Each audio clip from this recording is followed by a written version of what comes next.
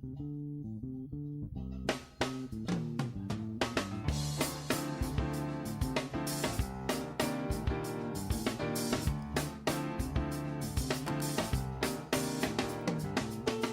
to America's Commercial Real Estate Show, your source for intel, forecasts, and strategies. Hello, I'm Michael Bull. Thank you for being with us.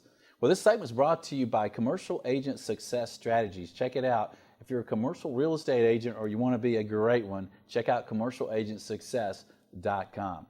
Well, today our show is about sustainability. We're calling the show Sustainability for Profit.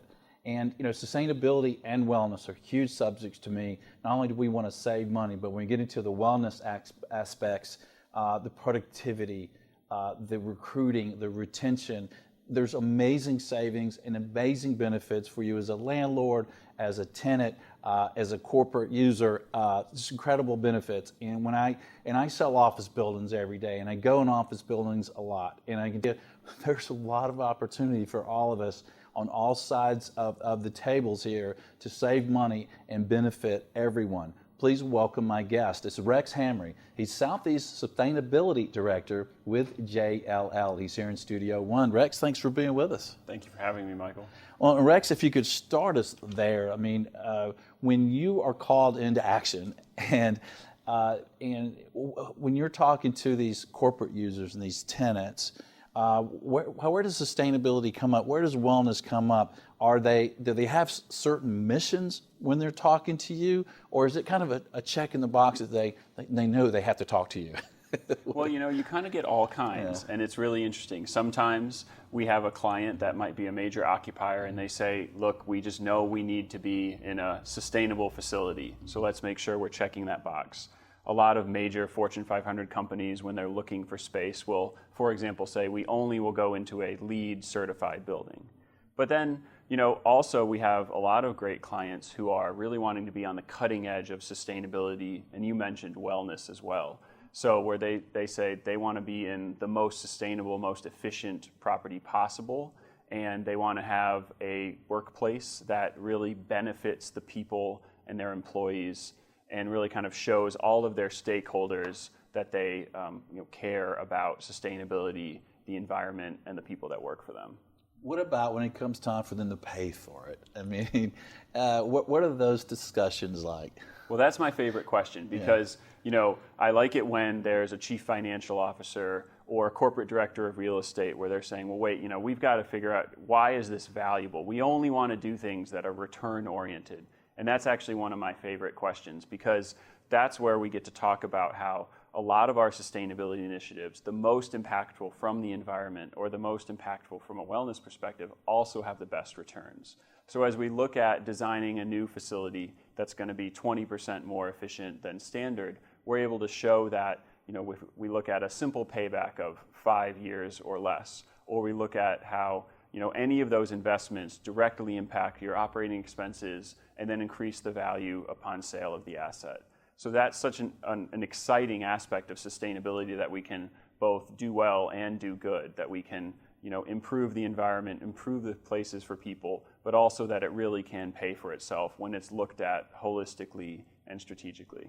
Yeah, so you have the benefit both from operations, more NOI and more cash flow each month and each year, but also if your value has based on a cap rate or a return on that NOI, you certainly increase your value there by reducing expenses in a very small amount, right? Absolutely. Yeah. Go ahead. Oh, I was just going to say, and so that's one of the things that I really like to get into the conversation. If it's an investor where we say, let's actually step away from just, I only want to look at projects that have a 3-year payback or something like that. And you can start to open up that conversation of, well, maybe there's an investment that if we look at it from a simple payback perspective, it's 7 or 8 or even 10 years. But, if we invest in, say, a renewable energy project on site, it puts you into a different, fare class for your utilities. And we have an expected increase of utility costs over the next 20 years. And also then you have a visual investment that you've shown in the sustainability of your asset. That can have all of these other financial benefits, not just purely, hey, we want to do just the lighting and a few tweaks to the building for the quickest payback possible. So opening up that conversation is a place that I really like to go. Yeah, and let's talk about some of the examples that can help our listeners think about ideas for sustainability and profiting from it, right? We're at this building here. It's a great building. There's these expansive parking lots out here, and there's a lot of corporate campuses, right, that have a lot of property and a lot of surface parking. What's an idea they can do there? Well, one of my favorite things when I see a lot of surface parking is I think that's a great place for solar canopies. And so you basically get two benefits. You have covered parking, and when you're in a hotter environment, like here in Atlanta, having covered parking in the summer is really nice. And also you're taking advantage of all of this real estate for renewable energy production, for solar electricity. So you have on-site production as well as the benefit of basically more valuable parking than you otherwise would. Yeah. And how long a return might that be? Is that more like a 10-year return or something there? I mean, that seems like it would be expensive, and I don't see it a lot. But, gee, would that be awesome, as a tenant rep to go into a parking lot and see that, and the tenants would have to love it. Well, that's a great question, and you're absolutely right. Mm-hmm. So, when you have to build the structure for the solar instead of just putting it on the roof, that's going to be a little bit more expensive up front. Mm-hmm. And so the first thing is actually looking at some of that value creation from the parking. Is it free parking, or is it something that you're able to charge for, and will it become more attractive, and working that into the financial analysis. But then to answer your question, yes, those are often, in a lot of markets, a 10-year return on investment. And that really depends, of course, though. You need to look at maybe the utilities have tariff programs where they're actually paying you an elevated rate for solar produced on site versus what you're paying for your actual usage. So in some regions and in some utility markets, that payback can actually be quite a bit faster. Yeah, and one of the things we've heard of, Rex, are net zero buildings, right? Where I guess you're producing all your own utilities for in your property. Is that really feasible, and is it really happening?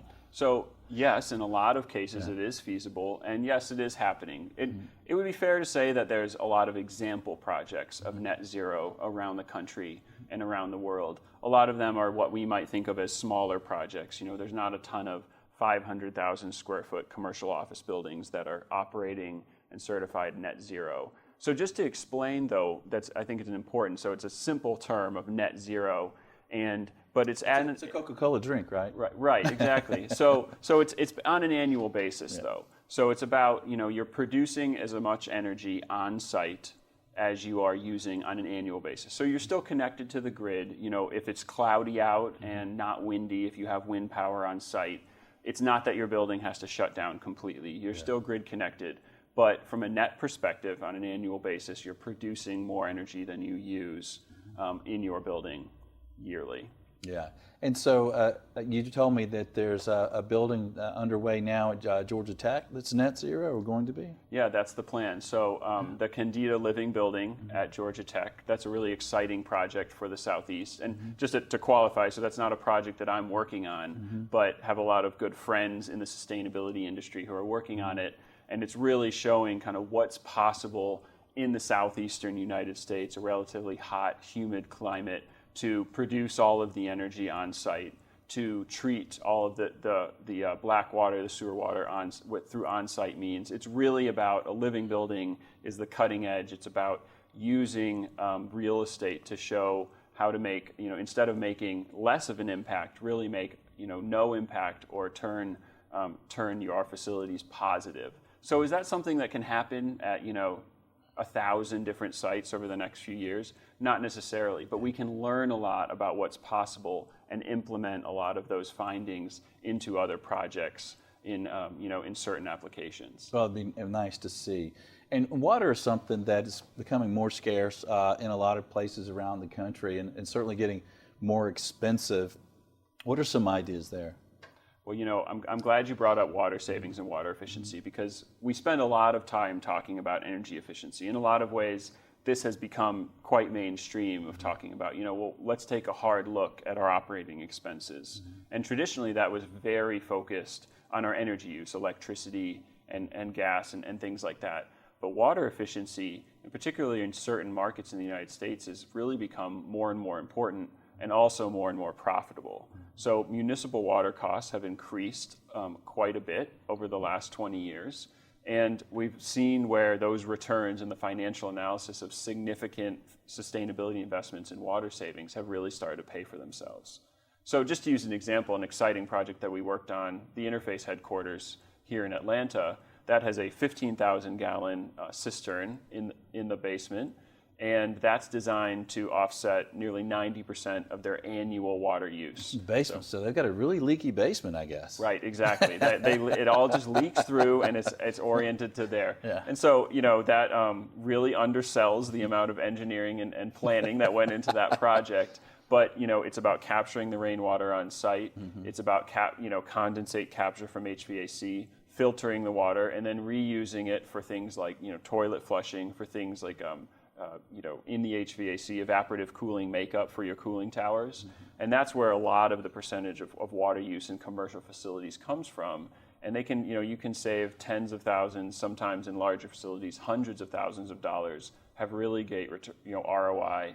And that's something that we really encourage clients to look at and kind of fold that into their overall analysis around sustainability and efficiency investments. Yeah, I mean, that's a great example project, and it's amazing the attraction of people doing business with Interface and working with Interface. My daughter just recently got out of college, and when she was in college and looking for companies, it was real important to her to work with a company that was understanding sustainability and it was taking care of Mother Earth. And she really wanted to, and she did work there while she was in college some.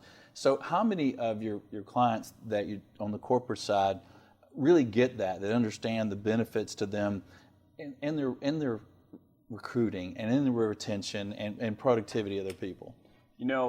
I would say that the vast majority of our clients, and at JLL as a commercial real estate services firm, one of the largest, we have a lot of very large clients, Fortune 500, Fortune 100 type of clients. And the vast majority of them understand that the environment and sustainability and employee well-being are really important and kind of directly affect their bottom line in a variety of ways. And so that's something that our direct work of actually kind of being the boots on the ground, identifying and helping implement those sustainability initiatives, we find that to be quite interesting to a lot of the clients.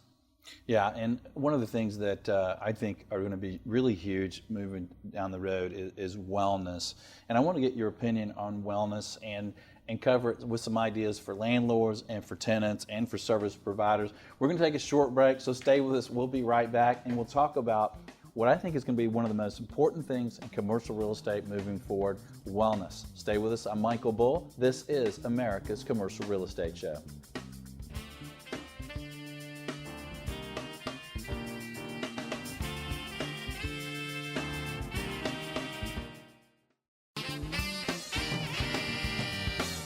America's Commercial Real Estate Show is brought to you by Bull Realty. For customized asset and occupancy solutions, visit bullrealty.com. Commercial Agent Success Strategies. Incredible training for commercial agents. Visit commercialagentsuccess.com.